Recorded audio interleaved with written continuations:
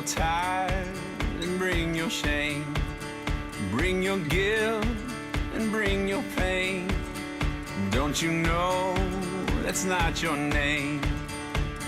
You will always be much more to me. And every day I wrestle with the voices that keep telling me I'm not right. But that's alright, 'cause I hear a voice and he calls me every day. When others say I'll never be enough. And greater is the one living inside of me than he who is living in the world. In the world. Good morning, friends. Thank you for not clicking away, and welcome to the post-service chat. Now, this post-service chat is a time in our Sunday mornings where we open the hood of ministries at Grant in order to give a deeper understanding of everything that's happening behind the scenes. My name is Steve Bach, and I'm one of the directors here at Grant. Now, yesterday, we hosted our very first Improve Your Serve conference. We had dozens of people who joined in virtually to grow in our understanding and beliefs about poverty and about trauma. We came together so that we could be better equipped to be the hands and the feet of Jesus in unexpected places. Now, during the conference, we recorded a conversation, which was so powerful that I wanted to give the rest of the congregation an opportunity to experience it. Now, this conversation was pre-recorded. So in a second, I'll be joined by Victoria, who will sit right here. And she was the co-host at the Improve Your Serve conference. Together, we'll spend a few minutes talking with Sarah, Alan, Jen, and James about the role that followers of Jesus are taking to be the hands and the feet of Jesus within the child welfare system. And so, why don't we jump right in and start the conversation off by hearing from Sarah. Okay, hey everyone, I'm so happy to see you all. So I'm Sarah, if I don't know you. I have been a foster parent for almost 4 years, and I have 3 of my own kids. They're 15, 13, and 6, and then right now I have a 4-year-old little boy and a 4-month-old little girl. So the question is, how did I kind of get started in foster care?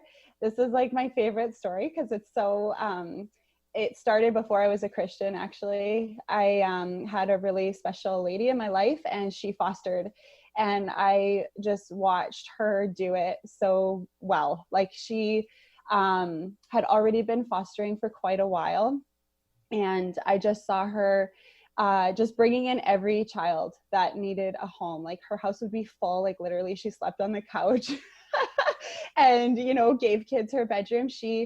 The need is great where she lives. You know, it's great in Winnipeg too, but it was just like, it was overwhelming. And so but she never said no. She just took in every child. And, you know, but she also had this way of like loving the children as her own, but then also being so willing to pass them on when it was time, you know, like she didn't fight the system. She just cooperated. She loved the kids while they were with her. She just was she just did it perfectly in my eyes. And so I was 17 at that time. And I was like, she just planted such a seed in me.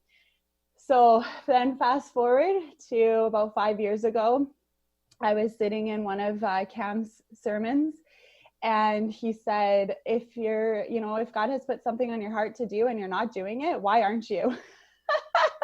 And that was it for me. That's all I needed to hear.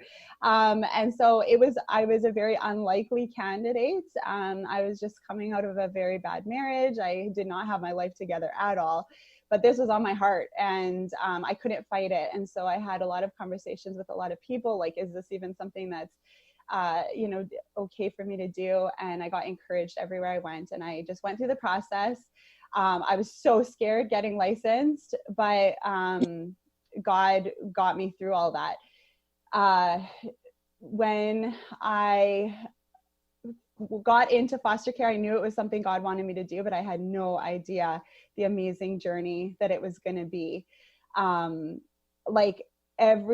Because I was so scared getting my license, I really just handed it all over to him. Like, whatever you want to do, God, however you want, me to work in this, like, you're working through me. And that's exactly what he's done. There's been so many things that I mean, I can't take credit for any of it, but just the way that he has worked through me to be, you know, an advocate for other, you know, biological families, obviously love and advocate for the kids that are in my home, the relationships with the foster care workers. There's just so much that you don't think of. Like, there's so many people involved.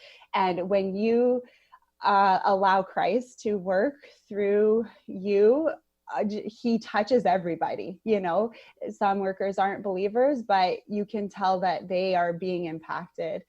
And then when the church steps in and, you know, Care Portal gets on board, and there's just all these people loving, you know, people that aren't used to being loved, it is so awesome. And it's like, I don't know, I can't get enough of it. It's just so exciting. Yeah, thank you so much, Sarah. Appreciate hearing a little of your story in that.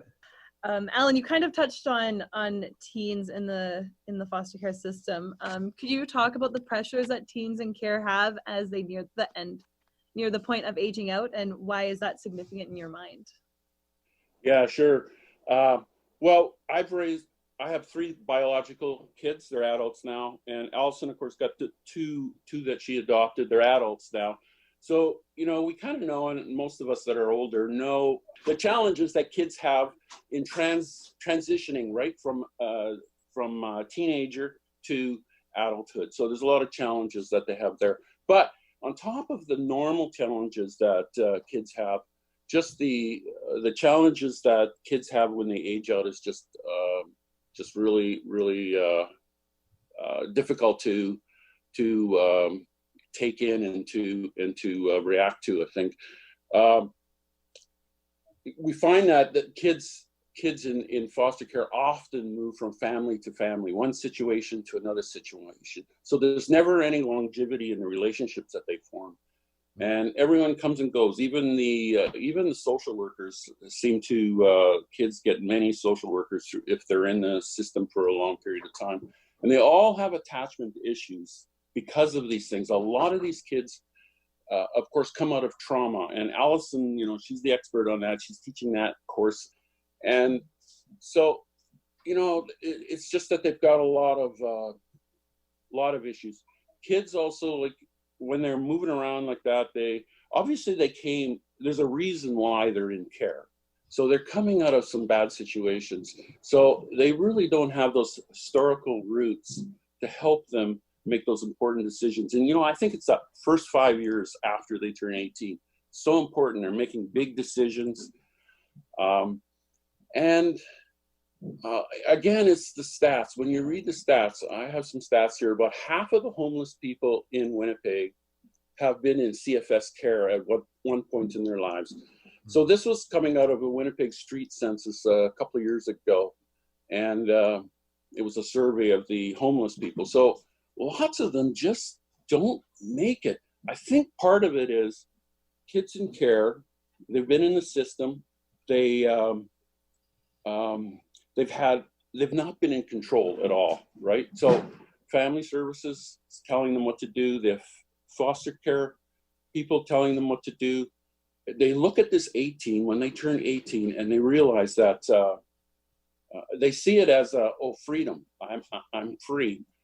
And so they're looking forward to that, and they're not really, I don't think they're really seeing what happens after I turn 18. So many of these kids, you know, they're looking forward. It's kind of a mixed feeling. They're looking forward to the time that they're on their own, and it's usually 18, and they just aren't ready. These kids, as they age out, they lose these relational connections, these good relational connections. And so I think, you know, a lot of that is what the challenges of our youth are that age out. Yeah, thank you, Alan. Yeah, I appreciate that insight. I'd like to just shift, if we can, the conversation over to James and Jennifer.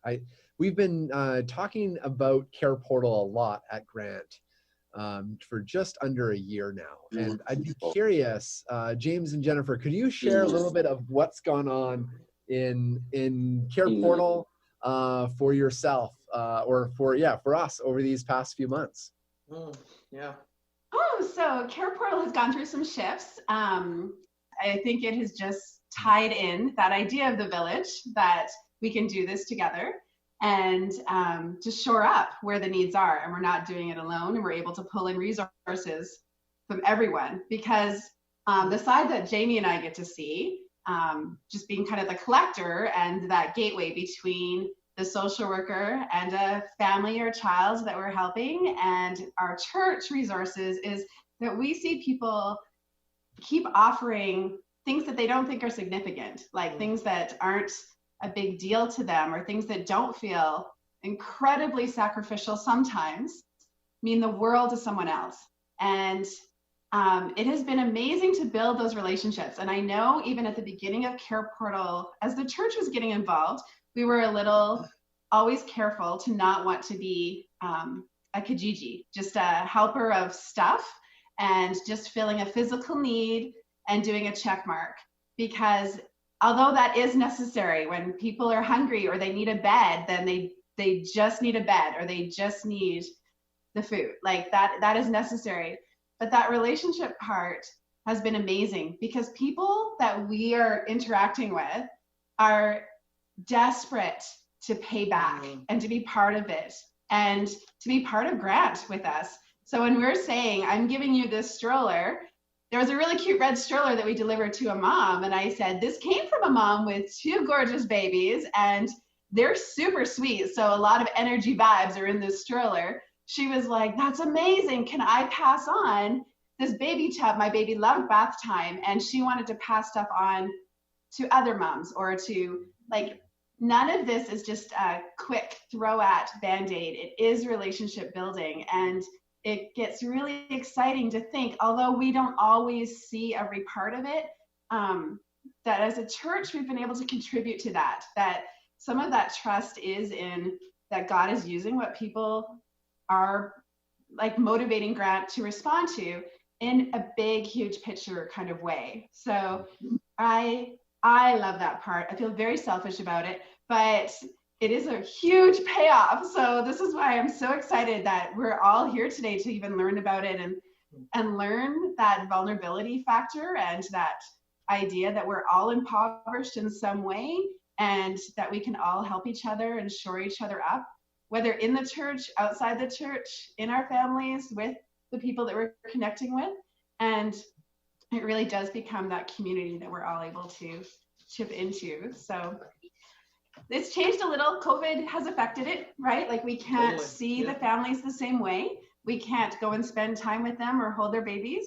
I can't hang out with the workers the same way. So as Sarah mentioned, the workers, not knowing if some of them are coming from a place of faith or not. Some of the workers that we've had hard conversations with have come from a horrible place of being really let down by their church, and really let down by their church community and their church and their families, as when they've entered into helping or wanting to help the system, feeling helpless and that there's no one there to shore them up.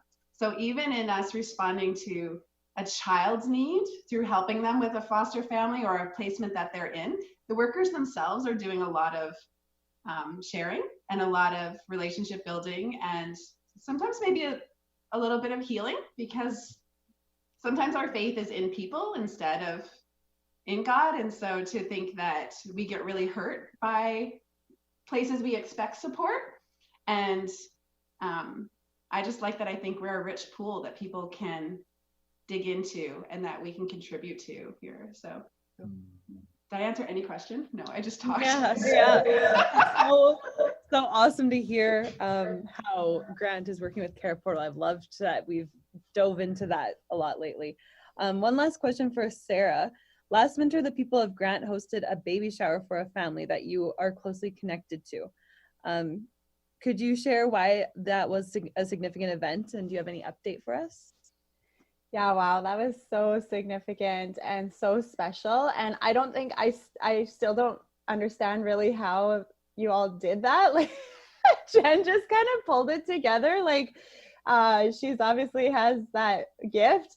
I couldn't have done it. So that was a little boy, the brother of the boy that I still have. So he's obviously younger. His case plan was always for him to go home. And so I got to have him for just over a year. And, because I had his brother previously, him and, or myself and his mom had the opportunity to build a really great, stable, powerful relationship beforehand. And so we were already walking pretty closely together. But it really leveled up when others started coming in, like I can't be, and Jesus really is the one that we all want to be pointing her to. But the more people that get involved and the more she sees, like she's so, I think a lot of people in the system, the parents, the kids, everybody, they don't know that they can be loved or they should be loved, right? Like there's that struggle. And so when so many people surround and the blessing that was poured out on her of support and like physical gifts and just so many people showing up for her was unbelievable. And, we still talk about it all the time. So it's life-changing, when our church can get together and bless people and pour out onto people. So that little boy did go home, and they are doing so amazing. And now the older brother that I have had for almost 4 years, he is set to go home as well. So she's going to have 2 of her kids with her, where they should be. She is just an amazing mom. She's so intentional. She's so loving. And absolutely deserves to have her kids. So to be able to get to walk through that with her, and then all these people that have blessed her, and I just love to we're sisters now, right? We're not going anywhere from each other. So to keep bringing her around you all, and hopefully we can get back to church one day. Her support system is now us, so it's just so powerful what God has done. Wow. Thank you so much to Sarah, Alan, Jen, and Jamie for sharing your heart with us today. And thank you for continuing to watch and tune in to the post-service chat. Church, we love you. We care for you. We can't wait to continue connecting with you this week. May God bless you this afternoon. Take care.